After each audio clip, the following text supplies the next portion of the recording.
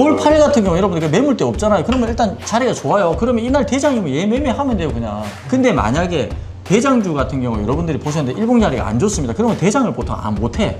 네. 하더라도 체인지가 돼. 그렇기 때문에 일봉 자리가 자기 기준에 들어와야 된다. 최소한. 그래서 내가 얘기했던 게 4대 일봉 자리라고 난 표현하거든. 옛날에 강의했을 때부터. 네. 이거는 지금도 변함이 없어요. 왜냐면 이건 뭐 불변의 법칙이야. 첫 번째.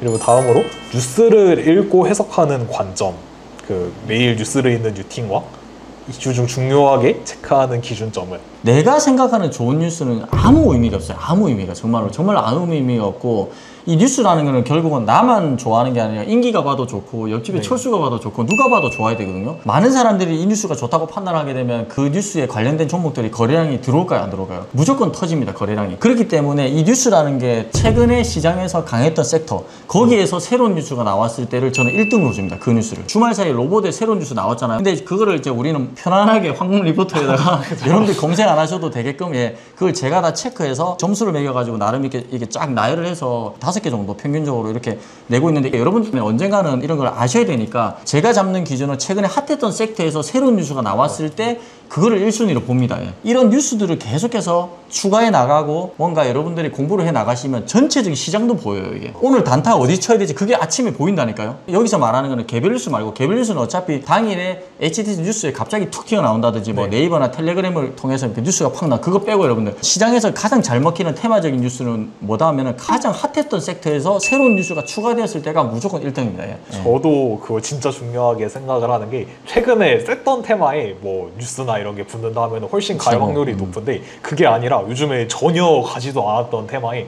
뭐 아무리 좋아 보이는 뉴스가 있어도 거의 윗골이 되고 떨어지는 게 뭐 대부분이기 때문에 최근 시장 흐름을 잘 읽는 게 중요한 것 같습니다. 다음으로 주도 테마 대장주 매매를 하면서 자꾸 엇박을 타는 경우의 해결법은 이게 매매를 하다가 엇박을 탈 때가 있는데 저 같은 경우에 조금 이따 매매 타점에서 보여드리겠지만 이번에 목요일에 로보스타 로보티즈가 뭐가 대장인지 애매하게 이렇게 움직이면서 엇박을 좀 탔던 적이 있는데 이때 제가 어떻게 하는지를 말씀을 드리면 저는 지금 종목을 하나도 안 가지고 있는 상태에서 내가 지금 없으면 뭘 살까 이거를 좀 생각해 보는 것 같습니다. 이게 되게 판단하는데 저는 도움이 많이 됐던 것 같은데 만약에 내가 뭐 특정 종목을 가지고 있으면 좀 아무래도 거기에도 긍정적으로 좀 생각할 수밖에 없고 그럴 수밖에 없는 것 같은데 진짜 내가 아무것도 없는데 과연 지금 이거를 살까라고 생각해 보면 그게 아니라고 판단되는 종목은 좀 자르고 이렇게 매매를 하면은 엇박 타는 거를 그래도 조금은 줄일 수 있는 것 같습니다. 또 추가로 대장주가 뭐 자주 바뀐다고 생각하고 이런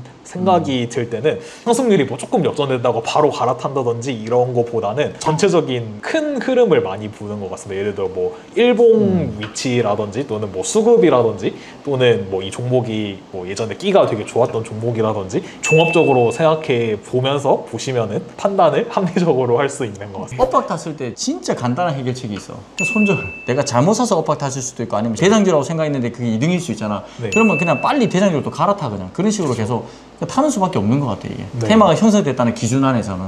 그래서 손절을 잘해야 된다 결국. 주도주라면 일봉 자리가 매물대가 없는 좋은 거라고 하셨는데 매물대가 없는 자리면 이게 신고가를 넘어선 자리여야 하는 건 아닌지. 그러니까 일봉 자리가 매물대가 없는 자리는 무조건 좋잖아. 일단은 우리가 매매를 하는데 일봉 자리 하나만 가지고 매매를 하면 안 된다니까. 우선은 보세요. 일봉 자리가 전고점을 도전하러 가든 아니면 일봉 상에서 계속해서 신고가를 달리는 종목이든 그날 대장주를 여러분들 첫 번째 찾는 게 중요한 거지. 여기서 만약에 뭐 일봉 자리 좋다고 뭐 매매하실 거예요 무조건? 그렇게 하면 안 된다니까. 예를 들면 세진중공업이라고 HJ 뭐 한진중공업 이런 거 차트 열어봐봐. 돌 8 같은 경우 여러분들 매물대 없잖아요. 그러면 일단 자리가 좋아요. 그러면 이날 대장이면 얘 매매하면 돼요 그냥. 근데 만약에 대장주 같은 경우 여러분들이 보셨는데 일봉 자리가 안 좋습니다. 그러면 대장을 보통 못해.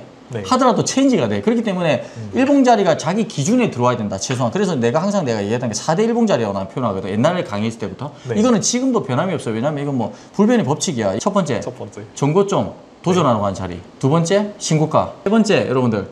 저는 매물대가 얇은 구간이 있어요. 약간 빈집털이라고 표현하거든. 그러면 네. 정고점을 봤을 때 갭이 뚫린 구간이 있어요. 이렇게 개파랗게 해가지고. 그런 구간도 되게 좋아. 네 번째, 바닥자리.